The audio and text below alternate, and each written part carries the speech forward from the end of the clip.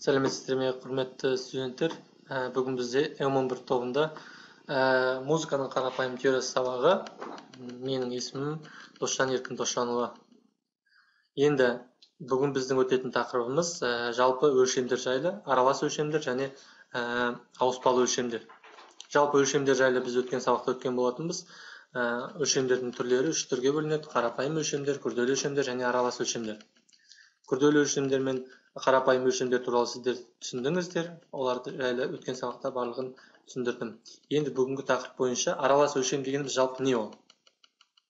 Аралас өлшемнің негізгі анықтамасы әр тектес қарапайым өлшемдердің қосындысын аралас өлшем деп атаймыз. Мысалға, әр тектес дегеніміз 2-4 қосу 3-4, екеуі әртүрлі өлшем.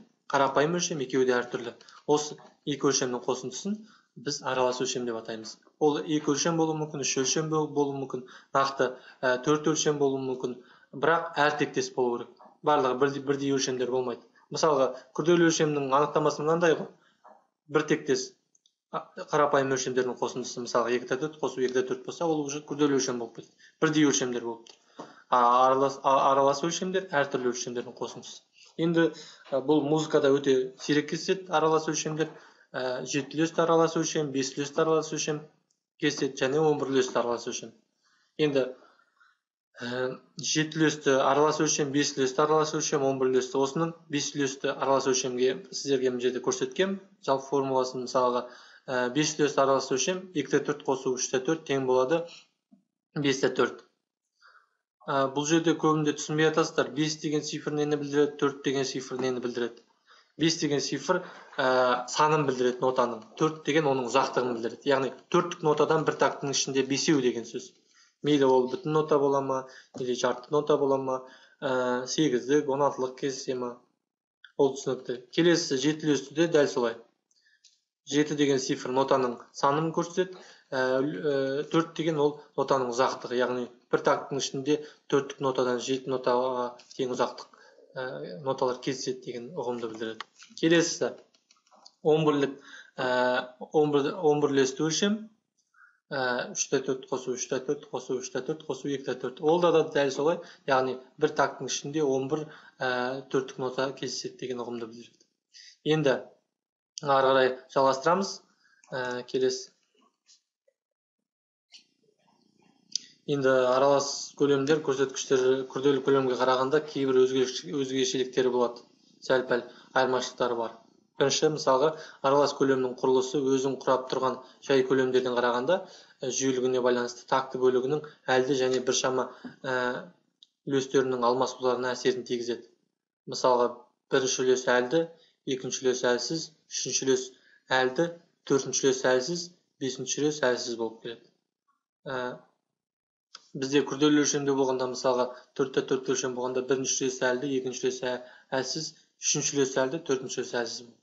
4 үлесті өлшем болғанда. Сол мысалға сіздерге мына жерде түсіндіріп қойдым. Келесі. Бірінші жағдайда, мысалы, такты бөлігінің екпін акценттері бірінші және үшінші үлестерге дәл келсе, екінші жағдайда бірінші мен төртінші үлестерге тура келеді. Жалпы нота таңбаларын оқуға ыңғайлы болу үшін кейде көлемнің негізгі белгісін жанына, жақшаның ішіне такты бөлігінде жай көлемдердің бөлігінде алмасу түрлері ретінде көрсетеді. Мысалға 7-4 өлшем болған кезде қасына жақшаның ішіне 3-4 қосу 2-4 деген сияқты көрсетіп қояды. Мен сіздерге мысал ретінде сол ноталарды көрсетіп қойдым. Енді келесі тақырып бізде ауыспалы өлшемдер. Енді ауыспалы өлшемдер жайлы айтып кететін болсақ, жалпы ауыспалы өлшемдер дегеніміз не? Музыкада шығарманың ішінде өлшем өзгереді. Мысалға 4-4 өлшеммен басталып кеп, шығарма ортасында 3-4 өлшеммен ауысып, қайтып 2-4 өлшеммен аяқталуы мүмкін. Мұндай өлшемдерді біз ауыспалы өлшемдер деп атаймыз. Жалпы ауыспалы өлшемдер екі түрге бөлінеді: бір қалыпты ауыспалы өлшем және бір қалыпты емес ауыспалы өлшем. Енді бір қалыпты ауыспалы өлшемнің анықтамасы бір қалыпты алмасуда ауысатын көлемдер музыкалық кілттің жанына жазылады. Яғни бас кілтінің, яғни қандай музыкалық кілт бар, соның қасына бірінен кейін бірі жазылады. Ол бізде бір қалыпты ауыспалы өлшем деп айтылады. Мен сіздерге мысал ретінде көрсетілдім. Келесі Келесі жаңағыдай бір қалыпты емес ауыспалы өлшем. Бір қалыпты емес ауыспалы өлшем көлемді шығарманың қай жерінде өзгерту керек болса, сол жерге жазып белгілейді. Яғни кез келген тактының қасына өлшем көлем көрсеткіші жазылады. Мысалға сіздерге мына жерде Затаевичтің әнінде мысал ретінде көрсетілген бірінші такты 3-4-пен басталып тұр. 6-шы тактыға келген кезде міне 5-4 өлшемге ауысып, қайтадан 7-ші тактыда 3-2 өлшемге ауысып тұр. Міне мысал ретінде сіздерге көрсеттім. Енді бір қалыпты емес ауыспалы өлшемдерді түсіндіңіздер. Сонымен ауыспалы өлшемдердің екі түрі бар. Bir қалыпты және бір қалыпты емес. Жалпы ауыспалы өлшемдер негізінен көбінде әндерде, шығармаларда көп кездеседі. Аралық өлшемдер туралы түсіндіңіздер.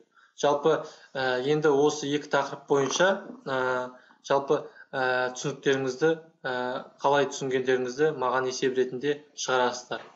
Жалпы музыкада әртүрлі өлшемді бір мезгілде керектенетін жағдайларда кездеседі негізі. Мысалға, көп өлшемді 4 дауысты болған кезде шығарма, 3 дауысты болған кезде, оны әртүрлі өлшемдерді бір мезгілде керектенуді музыкада жалпы полиметрия деп атайды. Мысалға, 4 дауысты шығарманы бірінші дауысы 5-8 өлшемде болып, екінші дауысы 3-4 өлшемде болып, үшінші дауысы 4-8 өлшемде болған кезде полиметрияның акценттері бір-біріне сәйкес келуі де мүмкін, келмеуі де мүмкін. Өйткені өлшемдер әртүрлі болған кезде жалпы барлық дауыста бірдей өлшем болу керек деген заңдылық жоқ.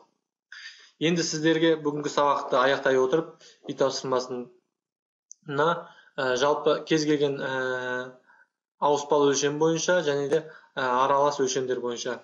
Аралас өлшемдер бойынша сіздер 7 үлесті және 5 үлесті аралас өлшемге кез келген нотаны аласыздар да 15 тактіден тұратын 7 үлесті және 5 үлесті аралас өлшемдерге сәйкес ноталарды бөлесіздер. Оның ішінде бүтін ноталар болу керек, жарты ноталар болу керек, паузалар болу керек, нүктелі ноталар болу керек. Соған сәйкес сіздер 5 үлесті өлшемге 15 такты, 7 үлесті өлшемге 15 такты жасайсыздар. 11 үлестіге жасамай қоясыздар. Енді ауыспалы өлшемдер бойынша дәл солай жаңағы мысалдағы сияқты 6 тактіден тұратын мысал ретінде бір қалыпты ауыспалы өлшемге 6 такты, бір қалыпты емес ауыспалы өлшемге 6 тактіні нота дәптеріне жазып, фотоға түсіріп, маған WhatsApp арқылы жібересіздер. Мен сол арқылы сіздерді келесі сабақта бағалаймын. Олай болатын болса бүгінгі